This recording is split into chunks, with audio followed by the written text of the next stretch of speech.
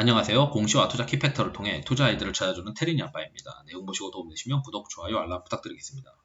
최근에 이제 음식료 업종에 관련된 전망 보고서가 있는데 이걸 보니까 음식료 업종을 어떻게 보는 거다라고 이제 충분히 말씀드릴 수 있겠더라고요.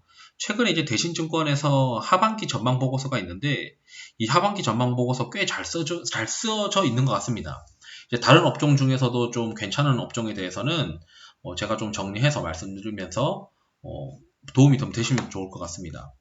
이 주식이라는 게 결국 과거의 어떤 사례를 가지고 그 비슷한 일이 벌어질 수도 있다라고 하는 어떤 그 분석들이 굉장히 많은데 음식료 업종이 2015년도에 굉장히 많이 갔어요. 그때는 웬만한 기업들이 막 20배씩 부여를 받았습니다.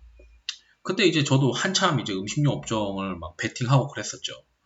당시에 이제 그 1인 가구 증가도 있었고, 그 다음에 주요 기업들이 막 중국 진출한다고 막 이렇게 하던 내용도 있었고, 그렇지만 핵심은 뭐냐면, 국제 곡물 가격이 그 굉장히 많이 올랐었어요. 그 전에. 그러니까 2010년도, 11년도, 12년도 이렇게 해서 그 국제 곡물 가격이 올랐다가 그러다 보니까 음식료 업종들이 와, 나 죽겠다 싶으니까 전부 다 이제 가격을 다 올렸죠. 가격을 쭉 올려놓고 보니까 다시 이제 그 곡물이라는 거는 가격이 오르면은 이제 갑자기 또 경작지가 늘어나면서 공급이 많아지잖아요. 공급이 많아지다 보니까 또는 이제 국제 곡물 가격이 떨어지죠. 그러다 보니까 2015년도부터는 국제 곡물 가격이 떨어지는데 이 뭐 음식료 업종들은 가격은 이미 올려놨겠다. 곡물 가격이 떨어지니까 계속 스프레드가 벌어지는 겁니다. 그러다 보니까 음식료 업종들이 이익이 계속 증가할 수밖에 없는 구조가 된 거죠. 거기에 따라서 원달러도 떨어지다 보니까 이중수혜가 돼버린 거예요.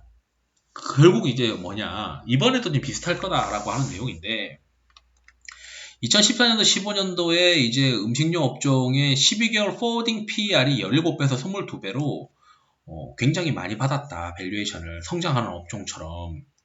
그때 당시에는 이제 최고 호황기였는데 실적이 계속 증가했었고 그 요인이 뭐냐면 밑에 이제 쭉 있죠. 이건 실적이 증가했었다라고 하는 숫자, 연간 단위 숫자이고 여기에 이제 그 로직이 뭐냐면 2011년도, 12년도에 소비자 물가 증가율은 한 간자리 중반으로 기업들의 가격 인상 가격 랠리가 있었다는 거죠. 2009년도에 평균 원달러 환율이 1200원이었고 그리고 2006년도, 7년도에 평균 원달러 환율 대비해서 원달러도 올랐고 10년도에서 12년도 그러니까 시장이 이제 급격하게 금융위기 이후에 그 저점 대비 뭐 대두, 소맥, 옥수수, 원당들이 막 엄청나게 올라가 있다 보니까 원가 부담이 굉장히 많았고 이 원가 부담이 이제 결국에는 소비자 가격 상승 음식료 업종들도 돈을 벌어야 되니까 원가가 이렇게 많이 올랐고 원달러도 지금 레벨업 되어 있으니 과거 대비해서는 음식료 가격을 다 올려야 된다라고 이제 주장을 하면서 음식료 가격을 다 올렸죠. 그러다 보니까 2009년도를 이제 금융위기 끝나고 나서 점진적으로 이제 원달러가 2014년까지 하락을 했는데 국제 곡물 가격이 이제 그 이어서 2012년 전후를 피크로 다시 떨어져 버렸죠. 그러다 보니까 그 10여 년에 걸치는 환율과 국제 곡물 가격 급등락으로 음식료 기업들의 마진 스프레드가 확대되었다라는 겁니다. 그러니까 원달러 떨어지면서 곡물 가격 오를 때 가격 올려놨다가 이거 빠지니까 여기서 스프레드가 벌어진 거죠. 가격은 요거 오른다고 다 올려놨는데 이거 빠진다고 대도 옥수수 소매 원당 빠진다고 음식료 업체들이 가격을 안 떨어뜨리거든요. 얼씨구라 땡큐 하면서 이참에 이제 돈이나 왕창 벌자 뭐 이렇게 돼버린 건데 이 구간에서 밸류에이션이 막 리레이팅이 일어납니다. 그때 이제 웬만한 국내 관련된 음식료 업종들은 막 올라갔고 중소기업들 중에서도 음식료 관련된 기업들에 대해서 막 밸류에이션을 보고 쳐다보기 시작하고 갔던 제 기억이 있는데 음식료 기업들의 이익이 이렇게 막 증가해버렸던 거죠. 이익이 증가폭이 또 가팔랐었던 매출액이 늘어나면서 또 이익의 증가폭이 14년, 15년 요 구간에 가팔랐었던 기억이 있습니다. 그러다 보니까 밸류에이션을 많이 받았었는데 그 밸류에이션이 이제 그 어느 정도 가격이 저 이상 이제 빠지지 않는 곡물 가격이 형성이 되니까 업종의 어떤 밸류에이션이 피크되면서 추가적으로 이제 밸류에이션이 할증을 받지 못하고 그 이제 점진적으로 이제 밸류에이션이 좀 빠졌죠. 한 15배 미만으로. 그리고 이제 최근에 이제 어떤 내용을 하냐면 그때와 비슷한 상황이 또 벌어질 것 같다라는 겁니다. 지금 코로나 이후에 음식료 업종들의 지금 현재 12개월 포워딩 PER이 11배에 불과해서 디스카운트 받고 있다. 예전에 이제 고점 대비 반토막 된 거죠. 20배까지 받았던 대비해서는. 그리고 이제 지금 곡물 가격 첫 번째가 이제 이렇게 반등할 수밖에 없는 이유, 뭐 두 번째 뭐 이유 이렇게 있는데 코로나19 쇼크 벗어나면서 B2C에 대한 수요가 일부 감소한다 하더라도 외식 수요 증가가 상세해 2011년도 역시 평년 수준의 외형 성장이 될 것 같다. 그러니까 어느 정도는 좀 회복하지 않겠느냐. 그러니까 탑라인의 어떤 성장을 우리가 작년 대비해서 2021년도에 올라올 가능성이 높다. 그리고 2021년 대비해서는 2022년도에도 탑라인 성장이 어느 정도 되면서 지금 점진적으로 우상향할 수 있는 가능성이 높다라고 하는 건데, 두 번째가 이제 이게 핵심인 것 같아요. 곡물 가격이죠. 곡물 가격이 최근에 많이 올라요. 그러다 보니까 지금은 음식료 업종을 투자할 만한 상황이 아니에요. 왜냐하면 스프레드가 줄어들고 있으니까.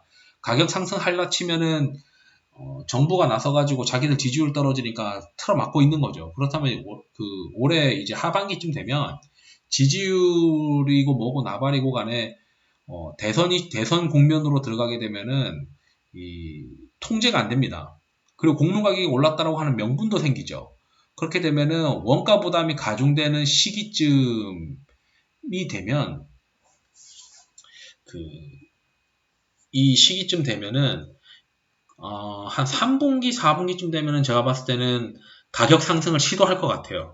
이게 가격 상승을 한다면 이제 가격 인상을 하게 되고 원재료 가격이 올라가면 이제 마진이 축소되니까 가격을 인상을 하게 되고 이 이후에 다시 곡물 가격이 슬금슬금 빠지면서 또 가격이 안정화되면서 마진 확대가 이렇게 되는데, 이게 현재 어찌 보면은 좀 안 좋은 국면으로 지금 초입 아니냐.